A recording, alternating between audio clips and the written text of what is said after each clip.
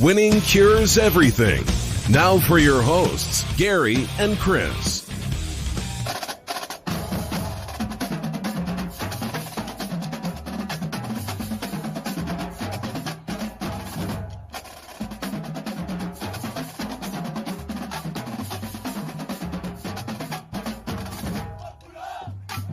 Welcome in. Tuesday, June the 23rd. It's Winning Cures Everything. I'm Gary. And I'm Chris. And lots to discuss today. But first off, if you haven't already subscribed, make sure that you do all the different live platforms that are out there. We're on Periscope. We're on Twitch. We're on Facebook. We are on YouTube. Share the show out. Click that retweet button. We will remind you again, or the share button, whichever one it is. We'll remind you again here momentarily. But let's go on with the rest of it. WinningCuresEverything.com is the website. All of our picks, previews, podcasts, videos, social media platforms. We're diving back into written content. We're going to try and do at least one post a week, something that's different from what we're talking about on the show, just to give you guys something extra. We want you to go check out the new layout. Tell us what you like about it, what you don't like, etc. I've gotten a few nice emails and whatnot. People seem to enjoy it, so definitely good. Michael jumps in on Twitch already. He said, "What's up, fellas?" If you were watching the show live, right there in your bottom left corner of the screen is the chat box. You guys can help drive the show. Michael said, "Website looks good, Gary." Thank you very much. I appreciate that. Jump on in and see what's going on. McKinnon jumps in from overseas. What's up, man? He said, "Hey, boys, not sure how long I'll be in today, but I got some time to kill, so I'm here. Missed you, fellas." Yeah, we missed you too, buddy. We are glad that you're in today. So everybody go check out the website. Make sure you're subscribed everywhere that you need to be. Subscribe to the podcast. Leave a nice review on Apple Podcasts, any of your favorite podcast apps. Hit that subscribe button. Share the show out. Tell your friends about it. You know how we do it. Let's go ahead and dive in today. The biggest story in sports right now, from what I understand, is Major League Baseball. So let's figure this out. The MLB Players Association rejected the 60-game offer from the owners. So, in turn, the owners have said, okay, cool, we're going to play 60 games. Chris, can you make any sense of this whatsoever? I don't understand. So much has happened from the time baseball started this negotiation, this dance. So many offers have been made, counter offers have been made, rejections, walking away, coming back. I have no idea. Listen, call me when you're starting. That's all. Call me when you're starting. I really don't even care how many games you're playing. Tell me, advertise out to me when the games are going to be on, where I can find them. Call me when they start, and I'll be there. That's kind of how I feel about this. I'm really frustrated and kind of done with both of these groups, by the way. The start date appears to be somewhere around July 24th. That's what it looks like. Spring training. Well, that's a spring training start date. No, right? Spring training start date will be July 1st, but they still have to we go getting through. that start next week. Yes, but hey, that's how you do something. However, we got a deal. Let's go to work. It's in the NBA thing where we have a deal. We're going to start in a month and a half. Well, I mean, next week is when the NBA starts training as well. So I understand that, but they've had their deal in place for a month and a half, 6 weeks. Yeah, no, that's true. That's true. My question is, once you have the deal, why are we waiting the 6 weeks? Agreed. So let's try and dive through this MLB situation. It says basically the commissioner started this. It was kind of the override. This was the deal that they agreed to back on March 26th. This was the one between the players and the owners. The commissioner basically took the steps and said, okay, well, we're going to go back to the original agreement, and this is what we're going to do. So prorated salaries, 60 games, no expanded playoff, so only 10 playoff teams. You've got the play-in game, and then you got the two divisional series and whatever. 60 games ain't a lot in baseball. Well, it could have been a hell of a lot more than 60 had they started a long-ass time ago. Yes, agreed. So the other side of this is we're going to get baseball unless the players decide to strike. Do you think that is a possibility here? I don't know. I think it's unlikely. But I think at this point it's unlikely. I mean, the damage that is done to this sport right now is I don't know that there's any. They lost 3 months. 3 months they lost. They lost April, May, and June. Well, it's not even. Forget the losing months, because with sports being gone for right now with the pandemic, you were going to miss some anyway. Yes, but you didn't have to miss all 3. The bickering going back and forth between the players and the owners, I think irreparably damaged the sport in the view of fans and whatnot. And you didn't have a ton anyway. I don't know that anything's irreparable. I mean, if they come back and the product's really good and people are bored, listen. So, and the reason I say it, I don't know that I agree with that, is because people have missed baseball. Okay, we've noticed that it's not here. We've noticed that it's gone. Like, if all of a sudden you start missing your ex, it ain't over forever. Yeah. No, you're right. You got a valid point. All right, so there's other on the field changes, right? We got 60 games in basically 70 to 75 days, something like that. So not a lot of time, not a lot of days off, not a whatever.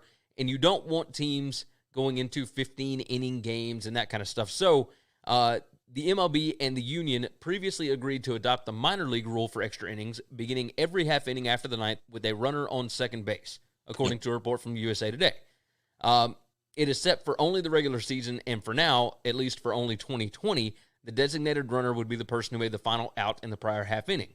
The pitcher would not be charged with an earned run if that runner crosses home plate. It would be scored as if that runner reached via error, according to USA Today. So players are going to report by July 1st. They have shut down training facilities in Arizona and Florida.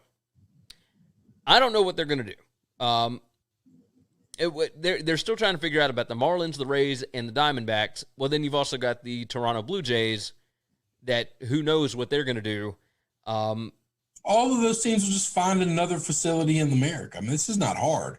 There are 0 college facilities being used. There are 0 minor league facilities being used. Yeah. If St. Louis was one of these places that were shut down, guess what? Bring your ass to Memphis. You have a facility here. Yeah, that's true. This is not a complicated thing to find out, because they all own 2 or 3 minor league franchises. So they'll just go to one of their minor league franchises in some other state. The state of Mississippi has several minor league baseball facilities. Yeah. Here are the changes that you will see. Okay. The players and other team personnel that are not participating in the game will sit in the stands, separated by at least 6 feet. Celebratory contact is verboten. No high fives, no fist bumps, and no hugs. The tradition of gross habits is on hiatus, so no spitting, no chewing tobacco, no sunflower seeds, etc. Minimal distance between base runners, fielders, coaches, and umpires on the field will be encouraged as much as possible, which is going to be insane. Like, how? And so, are we stealing bases? Are we not? Like, isn't that kind of weird? Like, no, they're absolutely not going to change the game. I know, but is it like a minimal distance between base runners, fielders, coaches, and umpires? Like, first base, you've got the umpire, the first baseman. Well, the umpire's a good 8 feet away, always. That's Michael jumps in on Twitch, said, this is an absolute joke. I saw a post with players that said, just tell us when and where. Obviously, they're both just pointing fingers at each other. Yeah, pretty much. The players have done a really good job of making this look like it's all the owner's fault. And the owners are not blameless. They are usually the protagonist in these things. But this ain't all on them. Okay. No, you're right. You're right.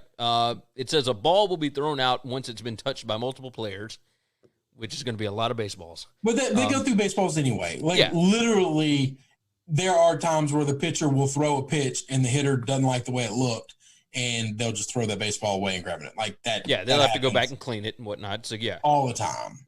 Post-game showers are discouraged, as will be the use of taxis and ride shares. Players will be screened for temperature multiple times per day and tested for coronavirus multiple times per week. Anyone testing positive will be immediately quarantined. 2 negative tests will be required for a possible return. So, this is weird. This is just weird as hell. I think some of these things are overblown. I really do. Listen, you're outside. You don't have. I'm not going to get into the laws and rules of physics of how this stuff works. Okay. You can't. I fully understand that if me and you are sitting in the same house, breathing the same air, we need to be 6 feet away. And I agree with those rules. I don't disagree with that. All right. Yeah.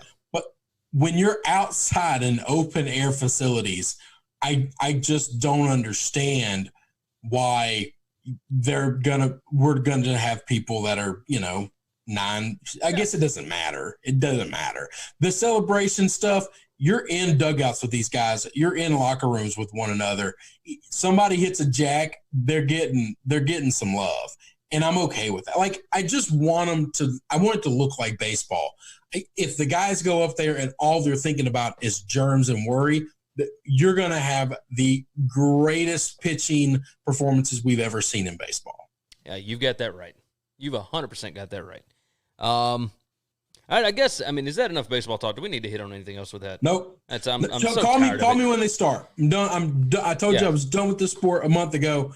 I love these guys. I love this game. I'm always going to love it. I've just got that old man stuck mentality. It was the sport of my youth. It will never go away. Call me when they're done. Call me when they're starting to play, and I will show up. Yeah. Let's jump into the chat right quick. Michael said ratings for baseball were already at a decline, right? How's this going to help anything? It's not, but I will say this. There's going to be a lot of people bored at home when this thing fires back up. So, yeah, you're going to have people that want to watch. So now you're going to have to compete with football, but we'll see what happens. I think they're going to be fine, though. Here's the thing. It's really not that hard to avoid football, okay? Yeah. Monday night games, tough. But baseball plays in the day all the time. Yeah, just play day games. Literally, Chicago is known for day baseball. That's like what they do. So just don't play on Mondays, Thursdays, Sundays, and Saturdays. That's it. And if the college football is not playing, you just don't have to play those nights. That's it. You play during the day all you want. And if you compete, you can still have Sunday night baseball. You just know you're going to lose the ratings. But they've had Sunday night baseball go against Sunday night football every year in August and September and October. Yeah, that happens. So it'll be fine. But the rest of the week, you'll own television. You'll own it. You got it. McKinnon have said 9 games on at once, so we can pick which one we want. That's fine. Yeah, McKinnon said make the league pass available for everybody and make your ratings go through the roof. That'd be fantastic. I'd love that. McKinnon said, hell, St. Louis could go to Springfield for that matter, which is considerably closer and where their AA team resides. Those teams with those issues would have zero issue finding a new residence for the time being. It's turning into a he said, she said, childish stuff. Michael said, Coors Field might have to get a bigger humidor for more baseballs. Yeah, I would think so. I think all of them will. Ben said that players tried to play the victim with the whole win and wear thing, which is really annoying. Michael said, I'm with Chris. Shut up until you play. And he said, how many marriage problems are there going to be with the NBA, MLB, NFL, and NCAA going all week? I think about the same as usual, I would imagine, right? How many what problems? How many marriage problems? Oh. I think it just depends. Yeah, you're already having problems with people that are stuck at home all the time when they're not used to being around people all the time, right? So, or at least not the same people. Yeah, just as much as there's going to be a baby boom from this, there's also going to be a lot of divorce lawyers buying new bass boats, okay? You got that right. All right, let's dive off of baseball. Justin said, I thought y'all talked about sports. Why are you bringing up the school up north and the worst off with the Manning family? All right, that's going to dive us into this. Let's talk Justin Miller, man. What? He's talking about Ole Miss. He's a state guy. That school up north. How much of a little kid complex do you have to have? I thought that love with Dan Mullen, man. All right. So, Ole Miss is retiring Eli Manning's number 10. And first off, I want to say this. How ridiculously high are the standards going to be? Are the expectations going to be for Arch Manning, no matter where he goes to school? His grandfather and both of his uncles have all had their jerseys retired at the colleges that they went to. Ole Miss has only got Archie Manning, Chucky Mullen, and Eli now.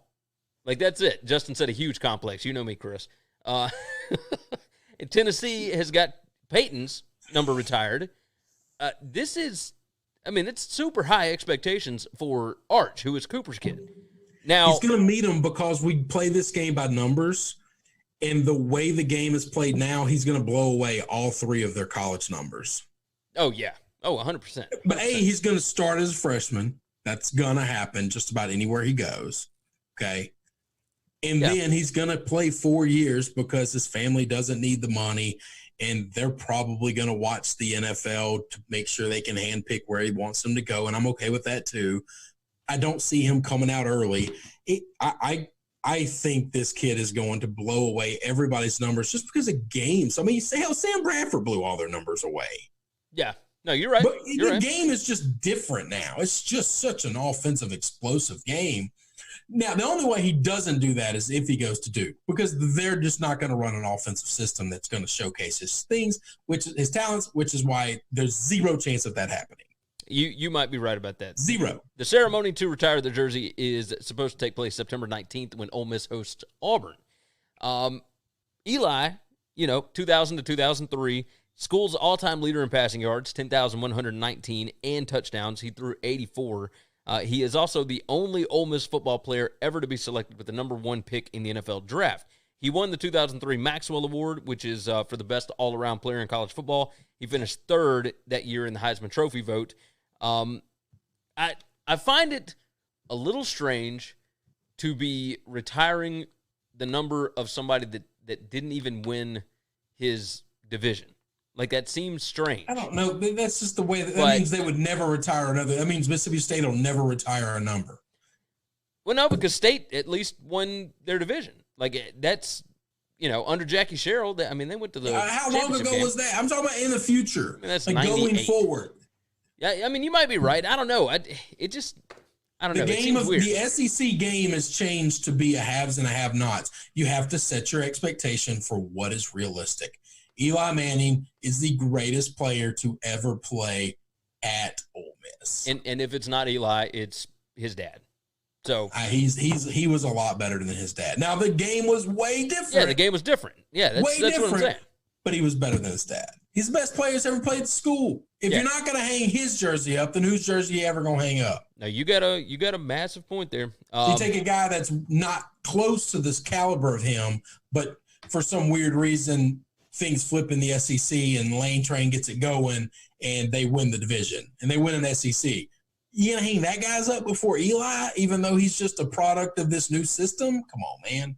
That's look. You have to have the best guy up there. I think you're right. I think this is. Justin said Patrick Willis was better than Eli. I don't think so. Patrick Willis was great. Yes. Great. Maybe the second best player to ever come out of Ole Miss. Yes. Let's see. Ben said, "Is the Maxwell Award a knockoff Heisman?" They sound like the same thing. Yes, basically. For the most I don't part, know if it's a knockoff Heisman. I think the people that win the Maxwell Award have fared far better careers going forward than the Heisman. Yes. The Heisman has more to do with like the best teams, really. Like that's really what that is. So the best player on the best team, or the player that puts up the most stats on the best team. How's that? And then the Maxwell is basically who is the best player in football. I mean, Peyton didn't win the Heisman either. But he won the Maxwell. Yeah. Like there's a lot of great players that didn't win Heismans that won Maxwell's, and they kind of went on to far better careers than the Heisman guys. Now, recently, a lot of players that have won the Maxwell have also gone on to win the Heisman. Oh, yeah, no. But, it's changing. Well, I just think there's more of a consensus on who the best player is now than there used to be. Yes, agreed. Michael said, yeah, he's done enough in a football career to get his jersey retired. Yeah, I agree. I mean, we had this conversation on whether or not Eli was a Hall of Famer, and I think, yeah. Like, I think he has. And, yeah, I think he's worthy of having his jersey retired at Ole Miss. I think so. So, yeah, it's going to be interesting to see. Obviously, we'll see whether or not there's a full stadium. He did share for a division win because the SEC did that back then. Yeah, he did share for one of those. They've got that banner hung up. That was his senior year. Yep, 2003, and they lost to LSU. So LSU went on to play for the national championship. And, I mean, really, Ole Miss would have – I mean, could Ole Miss have played for a national championship had they won that game? Yeah, I mean, we had the same record. I mean, everything was identical in that game. I mean, the only difference was Ole Miss had already lost a game to Memphis that year. So, and we lost to Kentucky. Yeah, but we lost in overtime. We lost it. That was the year where we were undefeated in regulation. Ben jumps in and says John Rice Plumlee is going to be really good. He's a dark horse Heisman candidate. You can bet money on that if you'd like. I'll take that action if you just want to. I think Plumlee find a friendly person to take that money. Plumlee fit better in last year's system with Rich Rodriguez than he was. I don't care about systems. I think if you can play, you can play. You know me. I just he's not a very.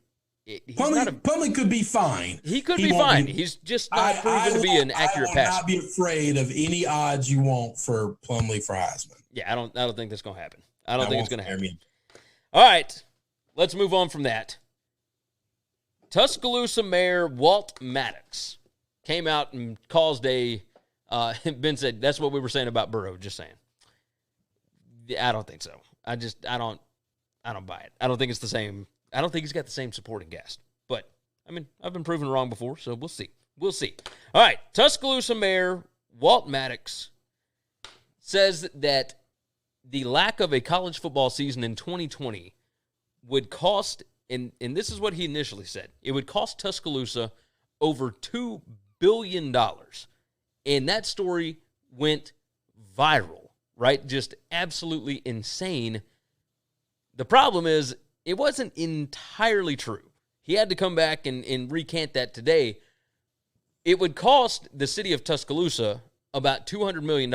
However, it would cost the Tuscaloosa metro area an economic impact of like $2.1 billion, right? So that's everything all the way up to Birmingham, basically, if there is no college football season. How does a city the size of Tuscaloosa have a metro area? The metro area basically extends over 100 an miles hour around away. Tuscaloosa? Yeah, basically. I guess that's what you'd call it. That's just the most asinine thing I've ever seen in my life. Half the state of Alabama, you're right. It might cost half the state of Alabama, because that's what that is, by the way. Well, it's all the way up to Birmingham and then over. So, yeah, that entire area right there, it would cost over $2 billion.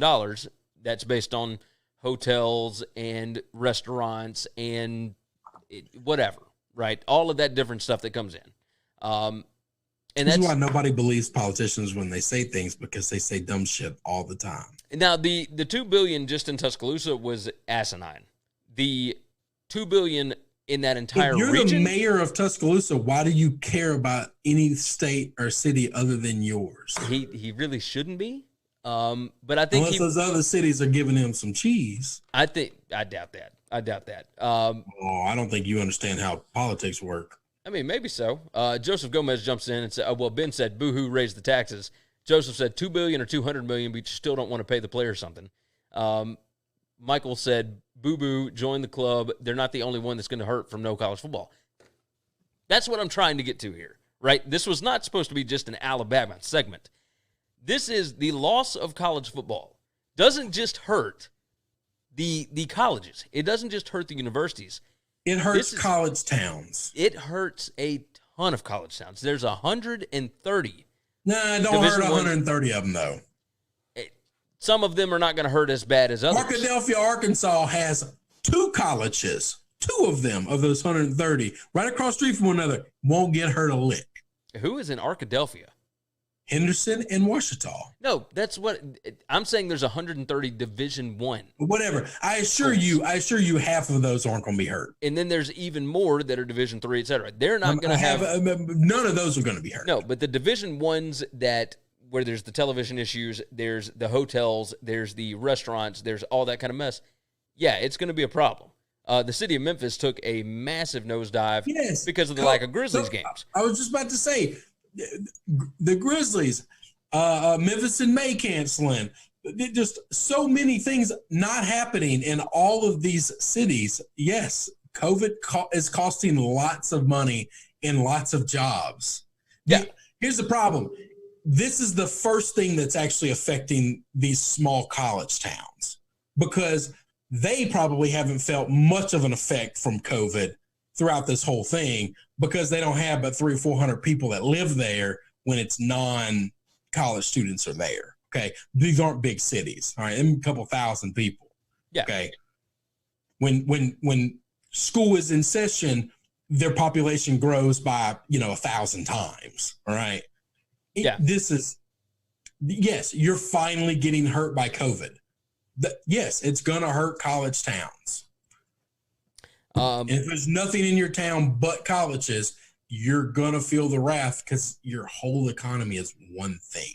Yes, 100%. Ben said Philly is a college town, according to Gary. I like Ben trying to jump in here and dive on me a little bit. That's fine. That's fine. I'll remember this. Michael said teams in bigger cities won't hurt like Austin, but small cities like College Station will definitely be hurting. Yeah, and you're also going to feel an economic impact in Houston because College Station is relatively close to Houston. Like yeah, but Houston's a big city. If other things are open and if their economy's going, then they're not going to be hurt as bad. Not as bad, but it's still something that people count on, right? Restaurants count on this kind of stuff. Hotels count on. But everything has been closed for 4 months. Agreed. Damien said, this is the reason why I ask, why the hell should we vote at all when all we do every year is just vote for corrupted politicians in office every time? I don't know that Walt Maddox is corrupt. I think he was just wrong. Like, he was wrong on his numbers. So, and discussing all of this, like, there's an entire story over at AL.com discussing the misplaced comma because it should have been closer to 200 million as opposed to 2 billion. But that's just based on Tuscaloosa. Right? So, is what it is. The Alabama football program themselves brought in $156 million last year based on ticket sales, concessions, whatever. Now, the city of Tuscaloosa, more so because of hotels, because of restaurants, because of all the stuff that goes on around the school, right? So, let's see. Ben said... Do you think the average... the median income in Tuscaloosa goes up when college students come to town? No, I doubt that. I think it does. You think the median goes up? Yeah. In Tuscaloosa? Yeah, I think most of those college kids have more money than most of the people. Oh. Yeah, okay. Yeah, probably. I mean, their net worth is not that, but like as far as the money that comes in, yeah, I think so. What they have. Ben said San Diego, Phoenix, Minneapolis, all college towns. I swear to God. If I was a student athlete, if I was good enough to be anything special where somebody would have paid for my college and I could have had room, board, full ride, everything, anybody who doesn't pick San Diego State is just a fool. They're just a fool, and I don't know how to explain anything else to you. I might agree with that. My daughter wants to go to UCLA. That place is the definition of paradise. All right, so Michael said he was accidentally wrong, though, Gary. He just knew he was wrong and still put out the statement. Now, it wasn't a statement. It was part of an interview. And he actually came back. He said the thing that's interesting, Maddox said, is that people would even consider that in the realm of possibility, but its impact would be felt far and wide in our community. The fact is, Alabama has arrived if $2 billion can be mentioned, and it's not easily dismissed. I think that speaks to the power of the program itself and the success that they've had, which is just ridiculous. Like, obviously... Playing to his base. I swear. Yeah, it's just the whole thing's crazy. So they're planning on an influx of students ahead of the August 19th planned opening of the fall semester. I mean, we'll see. With no students on campus right now, they are losing an average of $2 million in taxes each month. So this is crazy. Michael said, "I'd love to be an Aztec. San Diego is heaven." Yeah, I think that's probably the best place to go to school anywhere. So, in my opinion, I have a cousin that is at Pepperdine. That's not shabby. That's Malibu. So Malibu is not that too is bad. Not too shabby either. That's Ben heard me. He said hopefully she has a 4.8 GPA because UCLA admissions for out-of-state kids is ridiculous. Yeah, I'm trying to talk her into going to Stanford. That doesn't seem to be working. Her second choice, if not UCLA, is USC. So it is. I'm starting to figure out that she just wants to be in LA. LA is just not a city I think I want to be in. I'm doing my best. Take me about 2 hours south though. And she's going to be a sophomore next year. So I've got about 3 years. I got about 3 years to talk her out of it, so we'll figure that out. Damien said, is this one of the colleges that got paid off by these famous rich people just to get their kids to stay in the schools? I'm sure that has gone on at Alabama, but as of right now, no. There's no FBI investigation into that sort of thing. But if you told me that happened at every major state university in the country, I would believe it 100%. Like, I think it goes on everywhere. Michael said Malibu is too snobby. They don't change the weather, man. I mean, it's nice out there. I like it. I like how it looks. Everything looks all right. All right, you ready to move on? Last topic? All right, last topic of the day, NFL attendance. The policies are being left to each individual team. It is going to be based on city and county, restrictions, etc. I believe, and the reason why I put this in our show topics today, because it was just announced like an hour before our show, I believe Chris is correct on taking all of the overs. Every team has the opportunity now to set whatever they want their attendance to be. They can have full stadiums if they want them. They can set 50%. But if you got the opportunity, why not just go ahead and open the whole thing up and, hey, we'll put a little waiver on the back of the ticket. If you buy this ticket and you show up at the game, you are responsible for whatever happens to you. That's right. I think you're right. I think that's going to happen. Now that we've said we're going to let the owners decide if they want fans or not, now this is a horse of a different color. Yes. Now Chris is going to NFL games. Michael said, so California teams are screwed. Oh, no. I disagree. I'm standing pat on. I think these NFL owners that are in the cities that they play in have enough power, have enough leverage that they will dictate laws. Yeah, I agree. I agree 100%. The people that have the money in this country, they dictate the laws. Yeah, they make the rules. And that's what's going to happen here.